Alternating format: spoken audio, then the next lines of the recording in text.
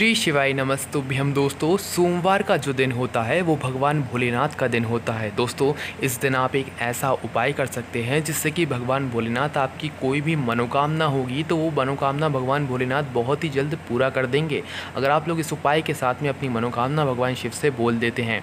तो दोस्तों, यह उपाय आप लोग सोमवार के दिन विशेष रूप से करें। इसे नियम के साथ भी आप लोग कर सकते हैं प्रतिदिन, अन्यथा सोमवार को तो आप लोगों को इस उपाय को ज़रूर करना चाहिए अपनी किसी भी मनोकामना के लिए या तो भगवान भोलेनाथ को प्रसन्न करने के लिए। करना क्या है, आपको 3 दीपक तैयार करने हैं सोमवार के दिन। किस समय करने हैं?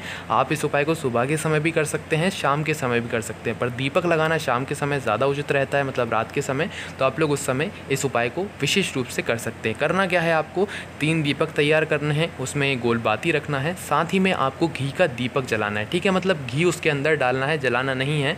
आपको घृत डालना है उसके अंदर। कौन सा घृत डालना है? देसी गाय के घी आपको लाना पड़ेगा इस उपाय के लिए, अन्यथा अगर आप लोग लोकल कहीं से घी ले आएंगे तो शायद यह उपाय काम ना करे, भगवान भोलेनाथ आपसे प्रसन्न नहीं होंगे। ठीक है, तो कोशिश ये करिए कि आप लोग जो है शुद्ध देसी गाय का घी आप लोगों को मिल जाए, तो वही घी आप लोग इस उपाय में इन दीपकों में इस्तेमाल कीजिए। करना क्या है, आपको 3 दीपक आपने तैयार कर लिए। आटे के भी कर सकते हैं या तो मिट्टी के कर सकते हैं। मिट्टी के कर रहे हैं तो भाई नए दीपक होने चाहिए। ठीक है, आटे के कर रहे हैं तो आप लोग आटे के तो बना ही लेते हैं।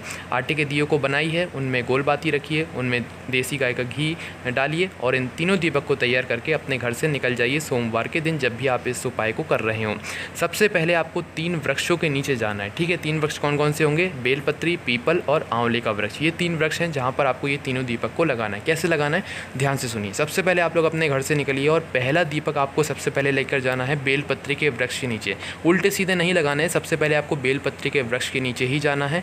वहाँ पर जाकर आपने जो आटे का दीपक बनाया है वहाँ पर रखिए, भगवान भोलेनाथ के नाम का स्मरण कीजिए, श्री शिवाय नमस्तुभ्यम का जाप कीजिए और पहला जो दीपक है वो बेलपत्र के वृक्ष के नीचे जाकर वहाँ पर जला दीजिए। ठीक है, श्री शिवाय नमस्तुभ्यम का जाप कीजिए और जैसे ही आप लोग दीपक जला दें, भगवान से हाथ जोड़ के अपनी मनोकामना बोल दीजिए, अपनी विनती बोल दीजिए। आपको कोई दुख समस्या हो तो वो बोल दीजिए, आप कुछ चाहते हैं भगवान से तो आप वो बोल दीजिए। ठीक है, अपनी मनोकामना वहाँ पर बोल दीजिए दीप को जलाने के बाद। पहला दीपक आप लोगों ने जला दिया, अब वहाँ से निकलिए। दूसरा दीपक आपको जलाना है पीपल के वृक्ष के नीचे। ठीक है, दूसरा दीपक आप लोग पीपल के वृक्ष के नीचे जाओ, वहाँ पर जाकर जलाओ। वहाँ पर आपको कुछ नहीं बोलना है, जो भी बोलना है आपको बेलपत्र के वृक्ष के नीचे ही बोलना है। बस वहाँ पर श्री शिवाय नमस्तुभ्यम का जाप करते हुए जाना है, भगवान भोलेनाथ का नाम स्मरण करते हुए जाना है। ठीक है, दूसरा दीपक आपको पीपल के वृक्ष के नीचे जला देना है। तीसरा दीपक आपको लेकर जाना है आंवले के वृक्ष के नीचे। ठीक है, तो तीसरा दीपक आपको आंवले के वृक्ष के नीचे जाकर जला देना है श्री शिवाय नमस्तुभ्यम के जाप के साथ में। पहला दीपक आपको विशेष रूप से बेलपत्र के वृक्ष के नीचे ही जलाना है। ये तीनों वृक्षों का आपके घर के आसपास होना ज़रूरी है अगर आप इस उपाय को कर रहे हैं। इस उपाय को आप लोग प्रतिदिन के हिसाब से भी कर सकते हैं, नियम से भगवान भोलेनाथ को प्रसन्न करने के लिए, अन्यथा सोमवार के सोमवार भी आप इस उपाय को कर सकते हैं। निश्चित ही आपकी जो भी मनोकामना के लिए आप ये उपाय कर रहे होंगे वो पूरी ज़रूर हो जाएगी।